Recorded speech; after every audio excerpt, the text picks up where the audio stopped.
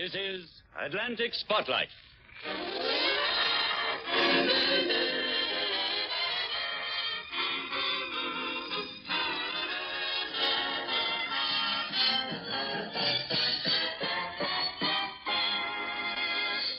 England calls America, and America returns the call on your Atlantic Spotlight. The British Broadcasting Corporation and the National Broadcasting Company combine their facilities to present a half hour of high-spot entertainment. Leslie Mitchell, appearing through the courtesy of British Movietone News, is standing by to turn on the London end of the spotlight.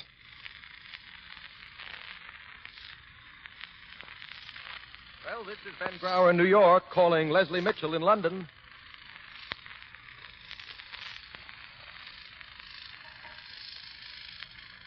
Hello, London.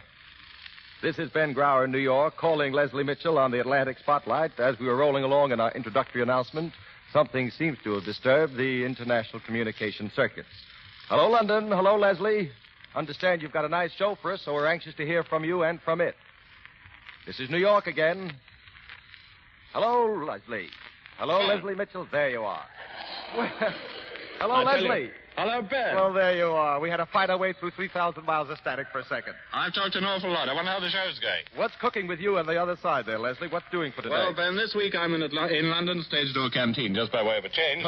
Could be a very exciting change for all I've heard. Yes, you heard correctly, Ben. It's a fine place, and the people of the London theatre should be proud of it. It's a huge success with the forces, needless to say. In fact, it's jammed full of them now, and they're waiting for the kind of all-star show that the canteen puts on for them every week. Well, every night, in fact, and they're going to get it, Ben, because I'm going to ask someone else to tell you about it right now. Well, who could that be, Leslie? Well, one of the founders of the canteen and the chairman of the entertainments committee, who happens also to be one of the most popular American stars we've ever had in the London theatre. Leslie, sounds to me like Dorothy Dixon. You know too much, Ben. Of course it's Dorothy Dixon. And here she is. Well. Hello, Ben.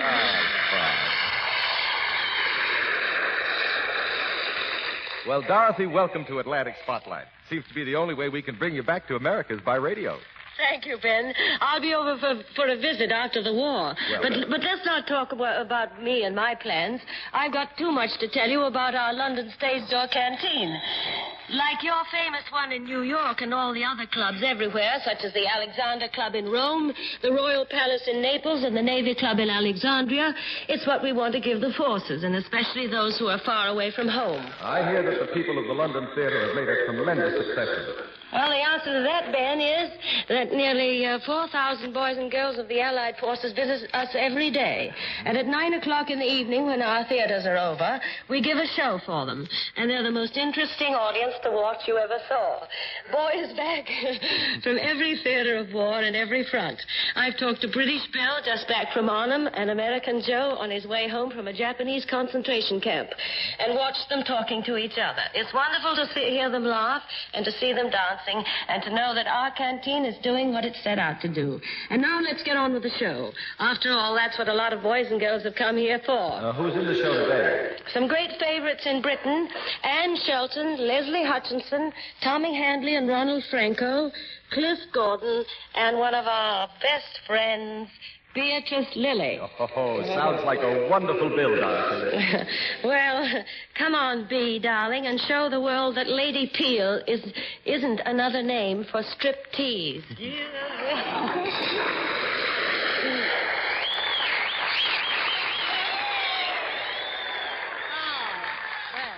Yes, and from now on you can call me Simon Legree Lilly, because I'm going to crack a whip. Instead of patting the artists on the back like the usual master of ceremonies, I'm going to insult them. It's a little theory of my own. If you say they're terrible and they turn out to be good, you'll think them even better than that. Well, my first victim is a comedian. I hope. His name is Cliff Gordon.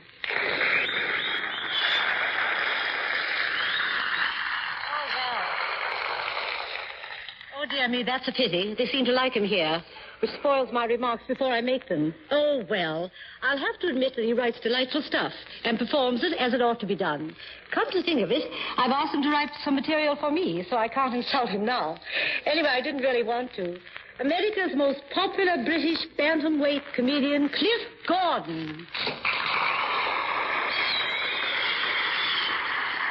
Hello, hello, Beatrice. Hello, Clifford. That was a lovely introduction you gave me. It says here. Where? Here in the script. Oh, they gave you one of those, too, did they? What do you mean, one of those? What do you think it was? Oh, you never know these days. Might be anything. When anybody puts a piece of paper in my hand, I just sign it. Now, what was I out here for? Oh, yes, to introduce you. Well, I suppose I'd better leave it to you. Fool that I am. Thank you, V. Now, most of us have, at some time or other, had to go through the ordeal of learning French. At school, it always amused me to hear how children of different dialects of the British Isles managed to infuse their dialect into their French accent. For instance, one time we had to learn a little French poem called Ma mère que j'aime beaucoup, which in very free French sounded approximately something like this.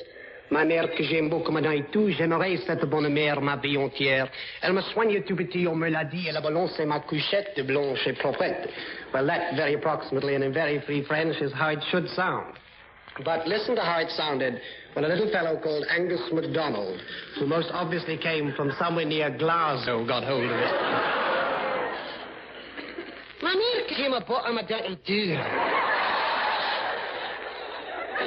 J'aimerais cette bonne mère ma vie entière. Oh, me soigne tu a taille me la tele balance ma couchette blanche propre, okay? But even the French language has been known to take on a bit of blarney. But I don't know if you will understand the Irish version of it at all. Ma mère que j'aime beaucoup, madame et tout. J'aimerais cette bonne mère ma vie entière. Oh, me soigne tout petit, me la tele balance ma couchette blanche propre.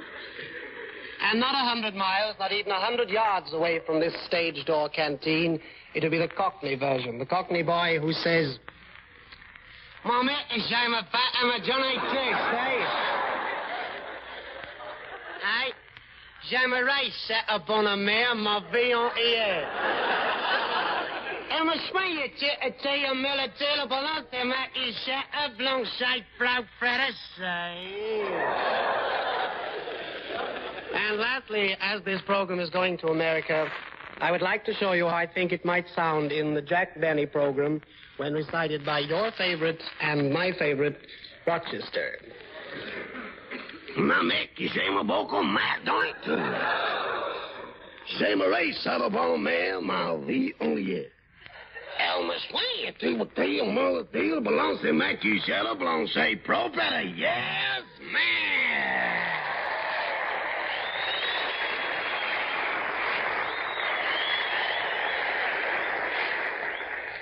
Thank you, Cliff Gordon. We'll write to you as soon as we've learned how to write.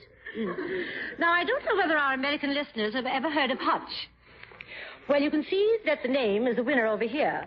Hutch, Leslie Hutchison, to the income tax collectors, is a West Indian who has been one of our most popular broadcasting and recording stars for 15 years. His singing and piano playing has a swooning long before you Americans ever invented Frank Sinatra. Copycats. Well, prepare to join me in a delicious swoon, because here's Hutch with a couple of songs.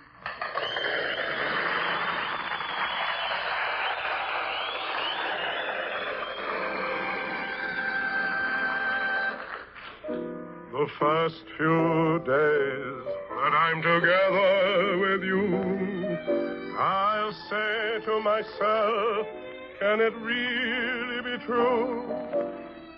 Oh, what exciting things we will do the first few days. We'll have our friends and our relations to see, and people will ring up and drop into tea. But when at last they leave you to me, the first few days, we'll talk until the dawn's early light steals through the window pane. And though I've said I love you tonight, I'll say it at breakfast all over again. The old dear landmarks that my heart's dreaming of, the the tone of above. Let's rediscover all that we love together the first few days.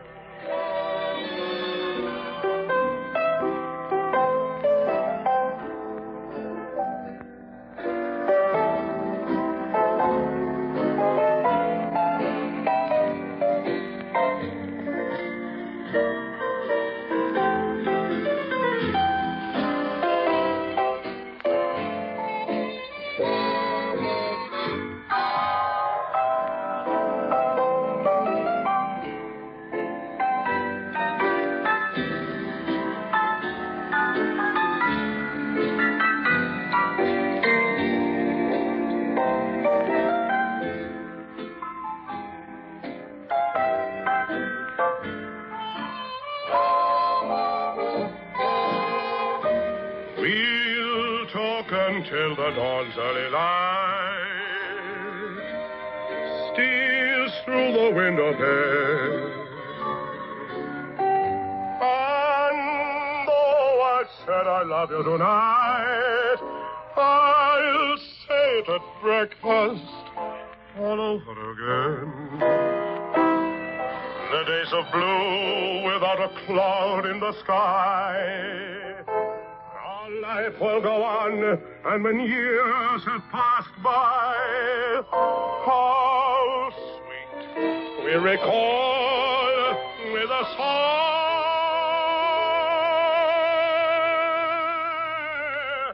those heavenly first few days.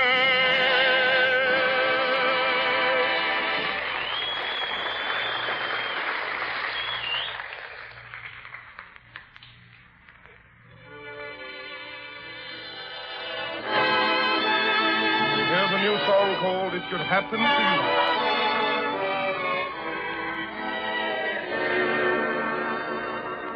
Hide your heart from sight. Lock your dreams at night. It could happen to you.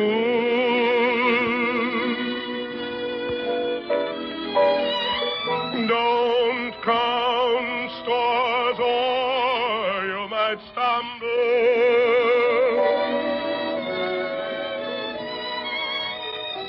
Someone drops a sigh and down you tumble. Keep your eye on spring. Run when church bells ring. It could happen to you.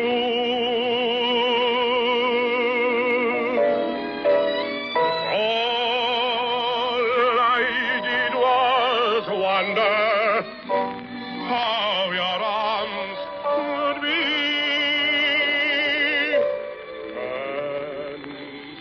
It happened to me.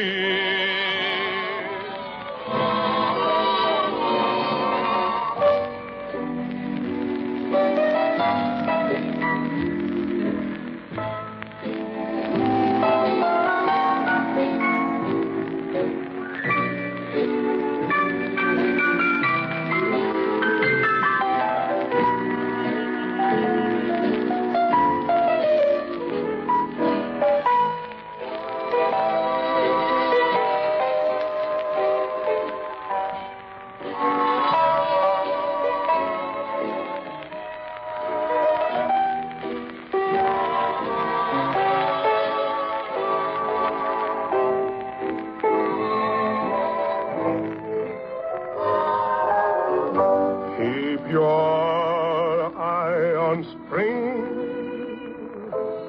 Run when church bells ring. It could happen to you.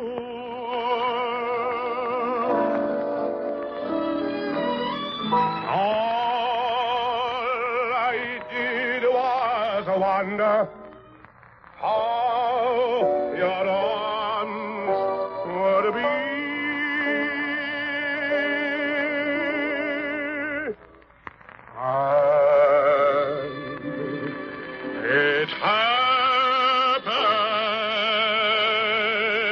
Hold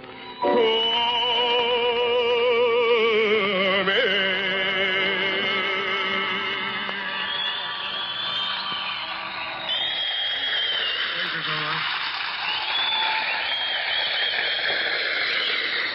Oh, dear, where am I? I always say that after swooning, don't you? Thank you, Hutch, for one of the best swoons I've had this year. And now, before we go a step further, I want our listeners, both here and overseas, to meet a great lady of the American theater who has been the guiding spirit of New York Stage Door Canteen. London playgoers remember her with affection and admiration. Her name, if you haven't guessed it already, is Jane Cowell. Are you there, Jane? Yes, Bee. Over in New York? Yes, Bee. And not only delighted to be speaking to you again, and to London, which was so kind to me, and which I love so very much, but very eager to extend greetings to your Stage Door Canteen from ours. When the war broke out in Europe, the theater people of New York joined together and called themselves the American Theater Wing of the British War Relief. This American branch was headed by Rachel Crothers, distinguished American playwright. When Pearl Harbor was attacked so suddenly, we incorporated as a purely American organization because we knew we were in it for good. And we called ourselves the American Theater Wing War Service Incorporated. I was one of the charter members. We had a big meeting at which most of the theater people came and started a campaign for money. How the Stage Door Canteen was evolved, I'll never tell you. It was spontaneous combustion. Someone, it might even have been I, mentioned the word canteen, and we were launched. Miss Crothers appointed me with Selina Royal as co-chairman of the as yet unborn canteen, and we went to work. We wanted a place that the servicemen of the United States and of Britain and all allied countries could call their own, with the best entertainment America could provide. And, well, you know the rest. It was a credit to the theater people, and I hope to the Army and Navy and Air Force as well. This original canteen, into which went so much of our hearts, my heart, I know, never stopped yearning over it until it was completed, was the forerunner of a lot of similar canteens in Washington, Philadelphia, Cleveland, Hollywood, San Francisco, Newark, and so many cities. And now, to those of us who, like me, know London so well and have acted in the theater there, comes the joy of realizing that our own idea has spread even into the precincts of John Bull himself. There's a Stage Door Canteen in London. There's nothing worse than not being able to be there to see it for me, since I know so many of the workers who have made it possible. And if anyone ever had the desire to be somewhere else than here, on your opening night there, it was I.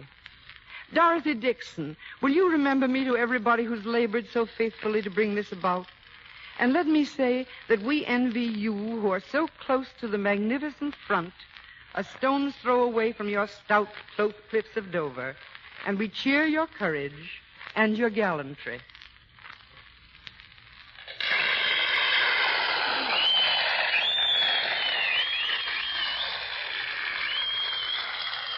Thank you, Jane Cowell.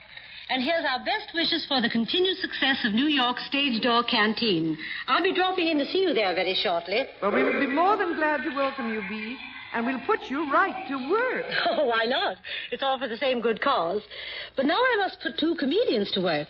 They're very famous ones over here, and many of you in America know them, too. They work separately as Ronald Franco and Tommy Handley. Before the war, they used to team up under the names of Murgatroyd and Winterbottom. And even though they reached stardom separately, they often return occasionally to a spot of old teamwork, like murderers going back to the scene of the crime. Well, I'm glad to say that this is one of those occasions. So here are Ronald Franco and Tommy Handley as Murgatroyd and Winterbottom. 2 lines on a single song.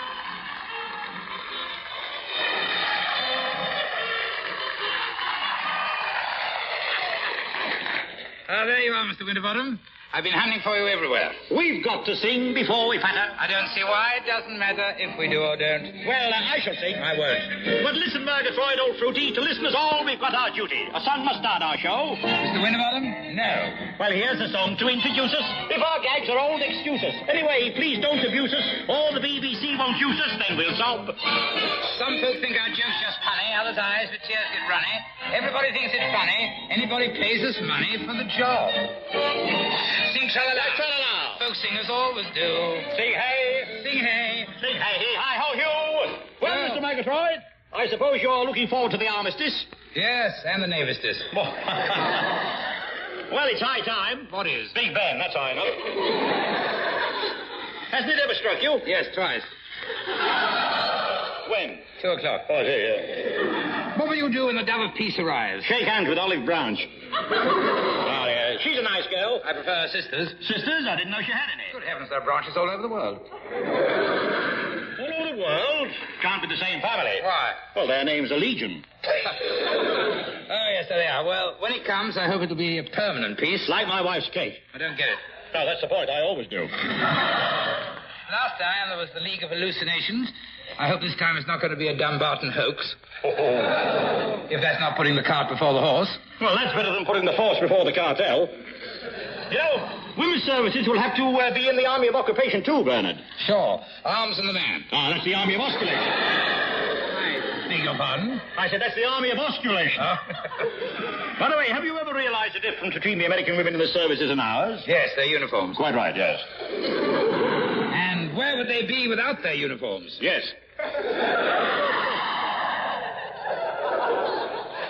Of course, they've got drive, these American women. That's a left-handed compliment. Oh. Have you ever motored in the U.S.? Hey? I said, have you ever motored in the U.S.? Oh. Hi. Oh. No, I never been to Ohio, but... I once smuggled a charming dame into Illinois. Chicago. She had Cicero of lovely teeth. Did they Chattanooga? I don't know. It must be difficult to learn to drive on the wrong side of the road. That's right. For us, but not for them. No, for us, the left is right. Don't let's talk politics. Righto. Well, motoring will be very different after the war. In what way? Well, you'll be able to take your car out. I've still got mine. Do you remember it? It has 5 wheels. 5 wheels? Yes, one strapped on the back. Oh, yes. Not a waste of wheels. How many cylinders is your car? I don't know. I've been far too busy to count. By the way, what did you run your car on? On the road, usually. Oh, I see, yeah. What do you run yours on? Credit. Well, how many people could you seat in your car? 4 comfortably, 5 familiarly. Did you change gear often? No, I kept the same clothes on all the time. What did you do to a gallon of petrol? Put some in my lighter and clean my flannels with the rest. Oh. I opened the bonnet. I opened the bonnet of my car the other day. Sure. What did you find? Oh, I found the works, the manager, a picture of Lillian Gish and me snowshoes. Happy days. Well, maybe next year we should be able to go to Switzerland again, Murgatroyd. Do you really think you'll be going next winter, Bottom? Well, I may dilly-dally in a chalet by the valley. How about you? Yes, I'm counting on shouting by the fountain on the mountain. Oh. Well, why not take your tricycle and bring me back an icicle? Enough. By the way, do you like skating? I prefer whiting. Oh. Can you cut any figures on the ice? Well, yes, my own, very often. Do you like a bobsleigh? I prefer a 2-bob one, more comfortable. Yes, they are. Tell me, did you ever do any skiing? Well, I did the big jump over the bottomless pit. Was it? Yes, and I wish I had been, too. Now, about the armistice. And navistice? We've done that Oh, once. yes, okay. Now, what's going to happen afterwards? Well, ultimately, the tools of war should be turned into the tools of peace. And battleships into canoes. And shells? Yes, what about shells? Shells should be wound round the eggs again. And relayed to Frank Sinatra.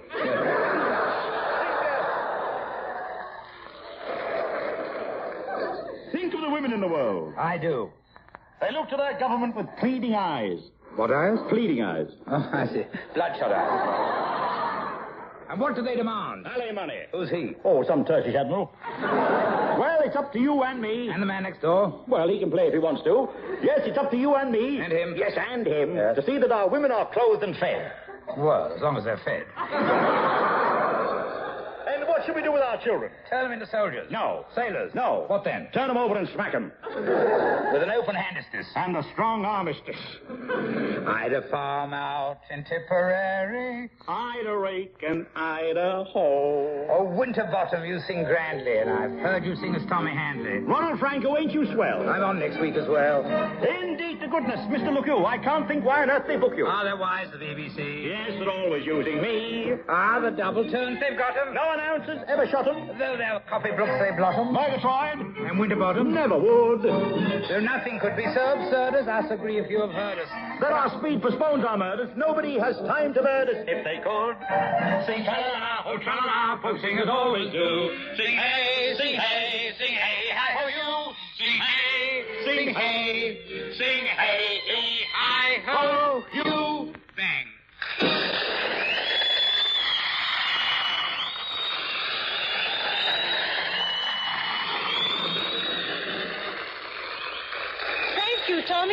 Ronnie Franco. That was as stimulating as a slap on the bare back with a wet electric eel. Come and play for us again soon. After all, electric eels are hard to catch these days. Now I'm going to introduce you to one of the most popular singers of popular songs we've ever had in Britain. She has a style of her own and a smile that can counteract our famous climate on its worst day. Her name is Anne Shelton.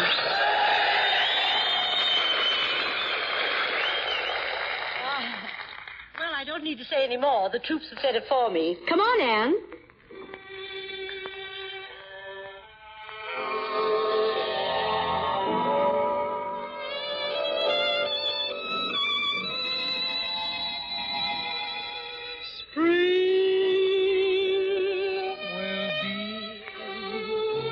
A little late this year, a little late arriving in my lonely world over here. For you have left me, and where is our April of old?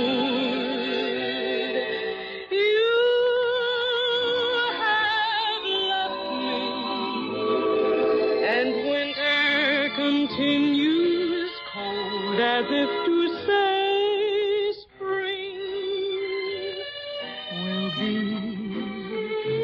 a little slow to start, a little slow reviving that music it made in my heart. Yes, time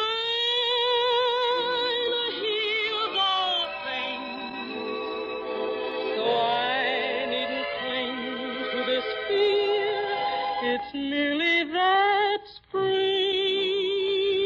will be a little late this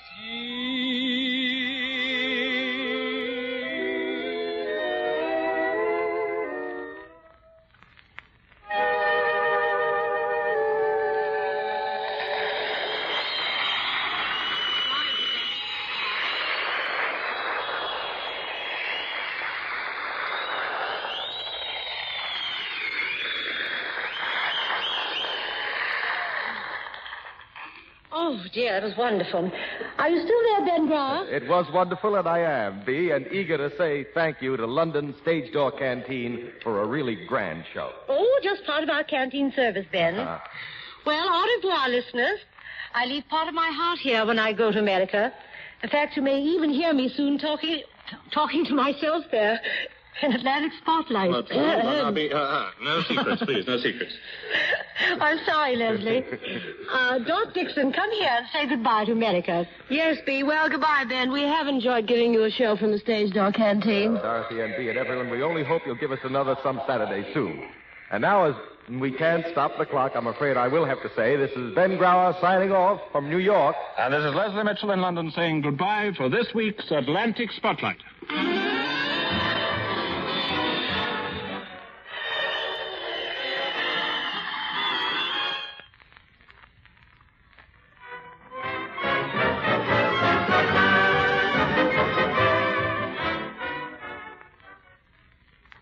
Atlantic Spotlight is a joint presentation of NBC and the British Broadcasting Corporation. Written by Jim Deerenforth in London and Peter Harkins in New York. Next Saturday, we shall present Beatrice Lilly, Peggy Mann, and others. The Spotlight is produced in London by Tom Ronald and in New York by Ross Villian. This is the National Broadcasting Company.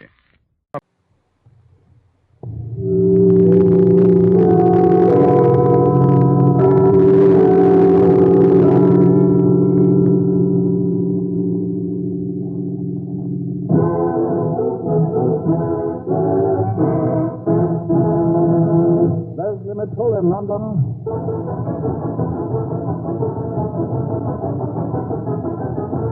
Ben Brower in New York. And from London and New York, Atlantic Spotlight with today's stars Bertha Wilmot and Barnsby Williams from London. And from New York, Beatrice King.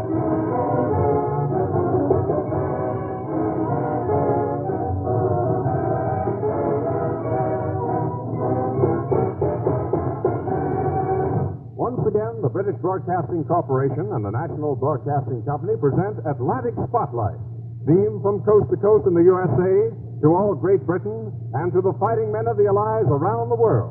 Now, across 3,000 miles of ocean, here are our masters of ceremonies, Leslie Mitchell in London, appearing through the courtesy of British Movietone News, and NBC's own Ben Grauer in New York.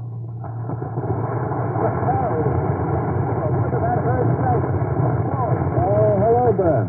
Hello, Ben. And how are you feeling this afternoon? Oh, hello, Leslie. Well, why are you so solicitous about my failing health? Well, it's been pretty hectic here in London and very untidy. Why? Untidy? Well, you don't mean to tell me you haven't heard about the Japanese business? Yes, you mean the alleged surrender? Perhaps I have, so on. I thought you'd catch up with that sooner or later. Well, even though most people are still a little doubtful about everything, they decided to turn yesterday into a kind of dress rehearsal for the official VJ Day here in London. Well, there was a lot of dancing and singing around Piccadilly Circus, but most of all, it was the showers of paper that made it different from VE Day. Very picturesque, but very untidy. Well, that kind of surprised. You mean ticker papers thrown out of the windows over there in London, like here in New York? I didn't know you did that over there. Well, we didn't, but somebody started it the day General Eisenhower was given the freedom of the city of London, and now, like chewing gum and swing music, it's become an old English custom. Anyway, I think you in America would like to know that your boys over here are very happy just now. They've been climbing lampposts that haven't been climbed since pre-war boat race night. Well, geez, Leslie, thanks for that picture of conditions on near VJ Day in London. How are the London police taking it? Oh, quite well, considering. Though for the first time in my life yesterday, I saw a police sergeant being tossed bodily in the air by a crowd of GIs and New Zealanders. He seemed to enjoy it. Your police are still wonderful bobbies, I see. You and them both, then. But, Ben, as this is our special Gay 90s edition of Atlantic Spotlight, I suggest you should have the honor of opening the proceedings. The honor? Oh, no, Leslie, that's for you. Oh, well, for me? Yeah, that's right. Age before beauty. Ben. That was enough of that, Ben. As far as the Gay 90s on our side of the Atlantic were concerned, it was an age of great women performers, and what unforgettable songs they sang. Mary Lloyd, Kate Carney, Vesta Victoria, Florrie Ford, and a whole lot more. Florrie Ford, for instance, is so much a tradition over here that in the Navy, any man called Ford is automatically nicknamed Florrie. For our first artist in this program, our Atlantic Spotlight is focused on a singer who is not an old-timer herself, but who is the last in the great tradition of the 90s. I'd like to introduce our first star of the Gay 90s Music Hall, Bertha Wilmot. Thank you, Leslie, and hello, Mr. Grau. Well, hello, Miss Wilmot. Yeah, I'm not too sure. Like that about it. Yes, you can tell from my voice that I'm not so anxious about hearing your turn because, now, don't get me wrong. I mean, I'm afraid it's going to make me feel very old hearing a lot of songs I knew when I was young. Now, listen, that's all right, Ben. We're dealing with the Gay 90s, not the roaring 1840s. Well, now, Bertha Wilmot, accompanied from time to time by our studio audience, we hope, is going to remind us of 6 famous songs first introduced in the Gay 90s. Liza Johnson, You Are My Honeysuckle, Don't Dilly-Dally, In the Shade of the Old Apple Tree, If Those Lips Could Only Speak, and Waiting at the Church.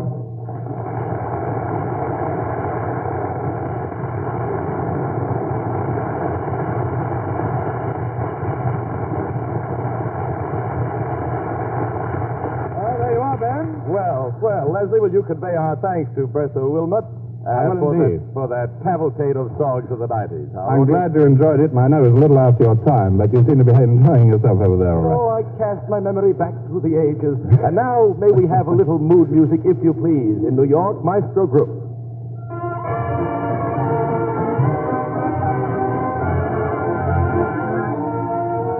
Ladies and gentlemen, for your pleasure and edification, we now present a dramatic offering entitled As Good as Foiled, or Better. Our cast includes the following luminaries. Our heroine, Diana Agatha Betts, played by Hope Emerson. Our hero, Ernst Entwistle, played by Jim Backus. And the villain, Hector Hugh Quince, played by Phil Kramer. This is the thrilling story of a villainous villain who is determined to win the love of the heroine or know the reason why. At the end of the play, he knows the reason why. Now our curtain rises as Grauer lays eggs internationally on As Good as Foiled or Better.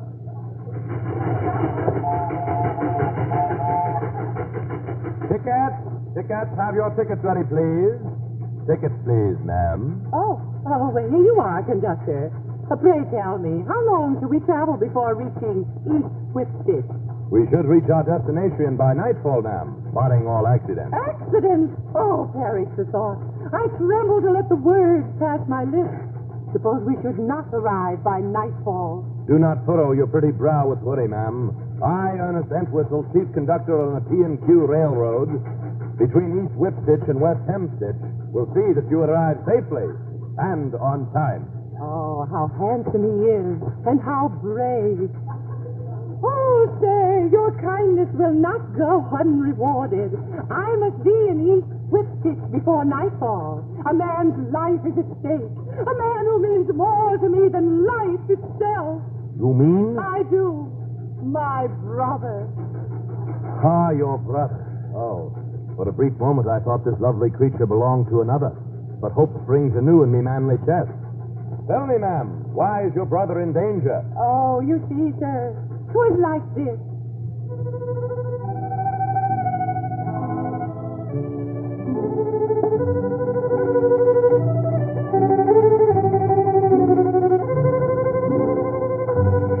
It was Christmas Eve, and snowing. As Papa drew his last dying breath, he took my hand and said to me, Diana, Agatha, look after your brother Dan. Oh, and never let him shame the name of Beth. Ah, had he but known the peril in which Dan was in. Oh, Dan was so young, hardly 40, so inexperienced in the ways of this wicked world. Then that dastardly blackguard, Hector Hugh Quince, lured him one afternoon into a game of chance. Parcheesi. Not that. Oh, poor Dan. He began to drown his sorrow in drink. Sarsaparilla. Sarsaparilla? Straight? Poor lad. And in his weakened condition, that foul fiend, Hector Q. Quince, forced him to wager large sums of money on Parcheesi. The cad. Could I but get my hands on him, I'd give him a trouncing he'd never forget. And so I have mortgaged our home to get the money to pay Dan's wretched debt and to clear the name of Beth.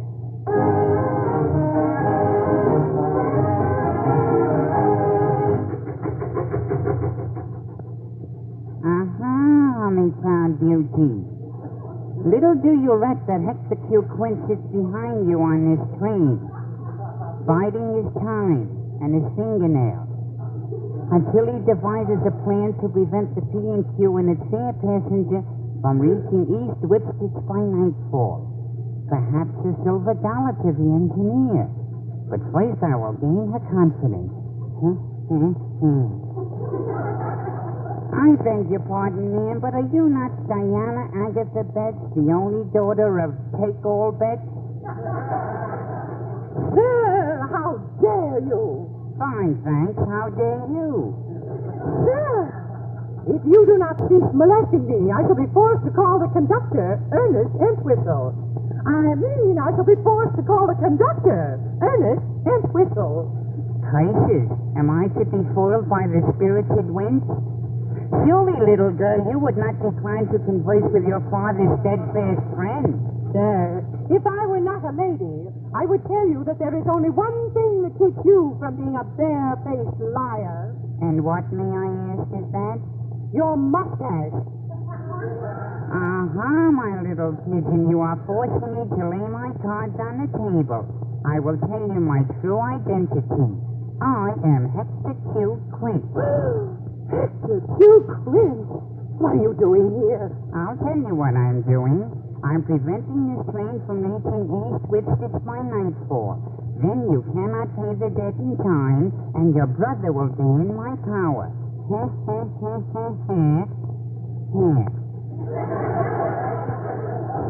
him! Stop him! He's running toward the locomotive. Perhaps an attempt to bribe the engineer with his filthy lucre. Oh, Ernest, save me! Have no fear, Diana Agatha. I will save you, although it may cost me my life. Cost him his life. Alas, what have I done? In a few short hours, I have grown to love and respect this handsome, clean-cut, upstanding, good-looking, honest, cheerful, brave young conductor. Wait! Wait, Ernest! I pray you do not do anything right.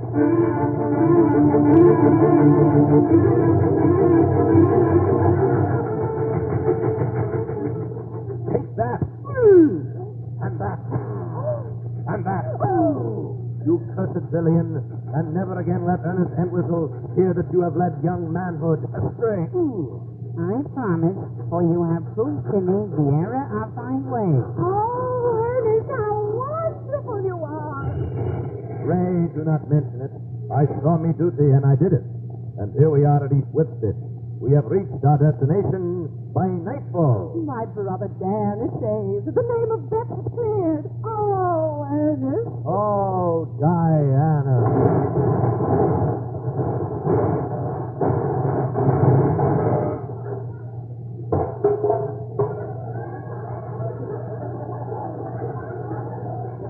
What was that? That was night falling.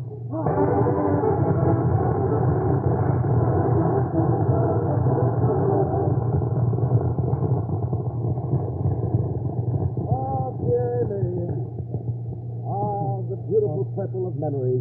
That is quite something, then. Leslie, after listening to a drama like that, I sometimes wonder, is radio an improvement on the mustache cut? Well, back in New York, our Atlantic spotlight now shines on a young lady whose charming presence is a must on any gay 90s program that hopes to paint an authentic picture of the mauve decade.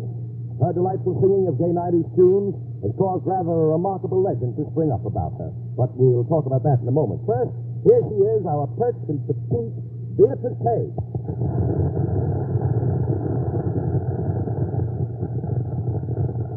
Thank you.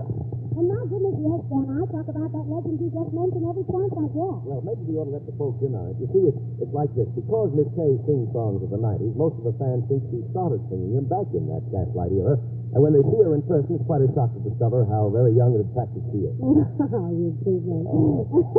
Yeah, you know, you'd be surprised how many people expect me to make a noise like a hoop and roll off the stage in my wheelchair.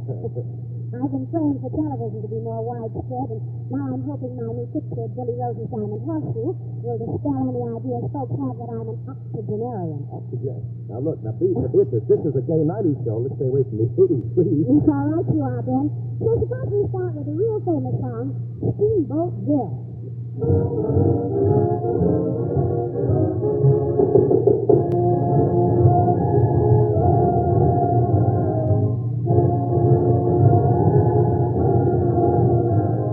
Down the Mississippi stream, the whippoorwill, commanded by that solid Mrs. Steamboat Bill.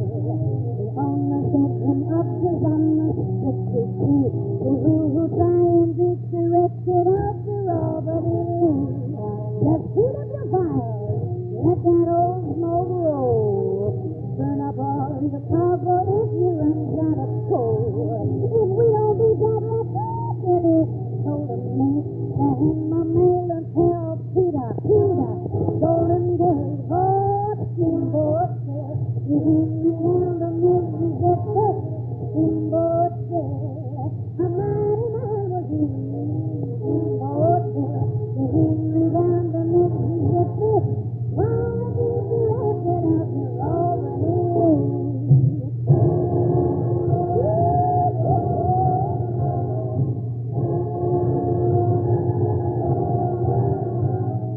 Up then stepped a gambling man from Louisville, who tried to get a bet against that guy, whippoorwill. Billy flies the roll, that surely was a bear. The boiler, it exploded, blew them up in the air. The gambler said to Billy, as they left the wreck, you know, man, I don't know where we're going, but we just next in next. Billy said to the gambler, man, I'll tell you just what we'll do. I will bet another 1,000 I goes higher than you.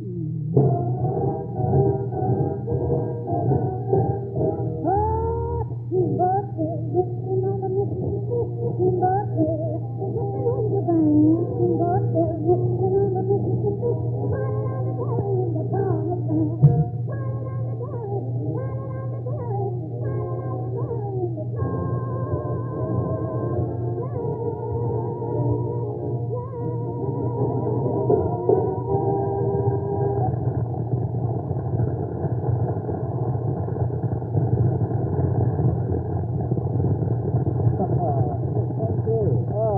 Leslie thinks it's terrific, too. Here's the habit. Want to say hello to Leslie? Oh, yeah, hello, Leslie. Hello. How lovely to hear your voice personally. Oh, thank you. It's a wonderful voice. Oh, he does say the same. That's my head.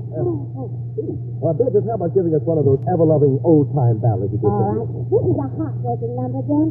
Everybody get your hankies out, because your tears will flow like wine. With the help of the quartet, we surrender. The golden links are broken. The chord protector, please.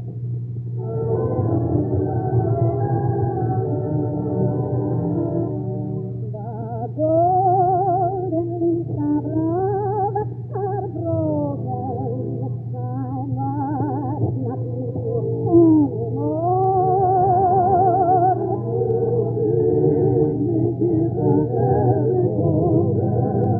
You tell me that another you are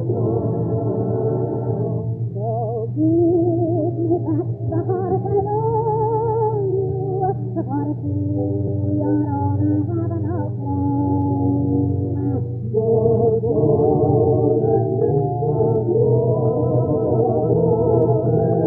I dare not speak, they say you're there.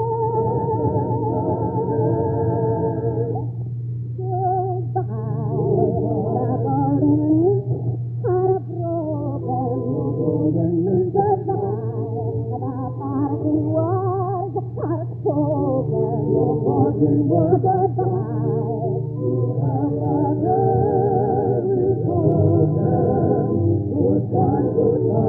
need you now, sweetheart. Please,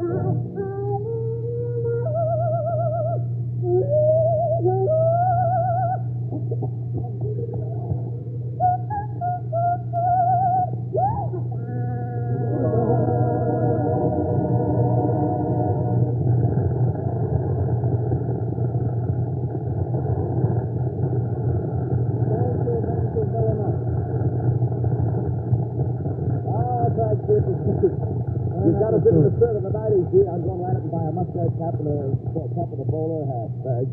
And before you go out to do that, I just want to introduce you someone, a really old-timer, an actor who's introduced many famous characters from Shakespeare and Dickens to the musical stage.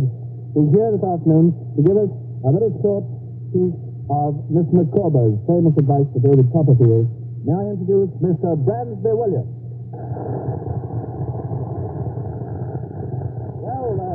Leslie, that name has rung a bell with our audience, too, though it's a long time since we've had the pleasure of seeing Bransby Williams here in America. I can only hope that he's going to return on another occasion for this program, then. Well, fine. Will we have that bit of Dickens that you spoke of? Well, baby, it's 20 years since I last played over on your side of the Atlantic. I made my farewell appearance at the Palace Theater, Broadway, New York, on December the 7th, 1925. The dear old days of Broadway. Yes. I'd like to do a good many of those wonderful numbers that they used to receive over there. But I'm afraid there won't be time to do that. We'll do it some other time, Ben. Fine. But, how about the bit of Dickens you spoke of? That's it. I suppose I mustn't leave you without a bit of Dickens. Well, I'll have to keep it short, Ben. Oh, that's all right. We've got a couple minutes to leave. Well, here's Mr. Micawber's famous advice to young David Copperfield. My dear young Copperfield, under the temporary pressure of pecuniary liabilities, contract me with a view to immediate liquidation, but remaining unliquidated through a combination of circumstances over which I have no control whatever. I regret that I have nothing that I can offer you at our parting but my advice. Well, my advice may be worth taking, and indeed it may not. I've never taken it myself. Therefore, I am the miserable wretch you now behold. Still, my advice is, never do tomorrow what one can do today. Procrastination being the thief of time, you therefore collar him. My other advice is, let your annual income be, say, £20, then let your expenditure be, say, 19 and 6, and the result will undoubtedly be happiness. But on the other hand, let your annual income be, say, £20, your expenditure 20 and 6. Result, abject misery and despair. The flower is withered, the leaf is blighted, the god of day goes down upon the dreary sea, and in short, you're never flawed even as I am. But still, my dear young Copperfield, I always keep up the spirit, as I'm shortly, well, I may say, momentarily expecting that something will undoubtedly turn up.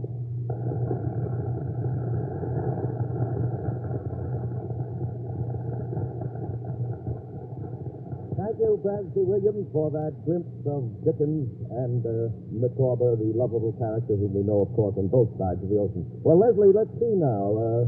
That really makes us about time to turn up until next week when we turn up again. How's that, then? All right, Leslie, so. And so I guess it is time to say so long. Bye-bye, Leslie. We'll all be with you again next week. I may be away for a couple of weeks, but I'll sure be listening. Have a good time. Thanks, Les. Ben Brown, New York, asking everybody around the world to listen every Saturday at the same time for Atlantic Spotlight.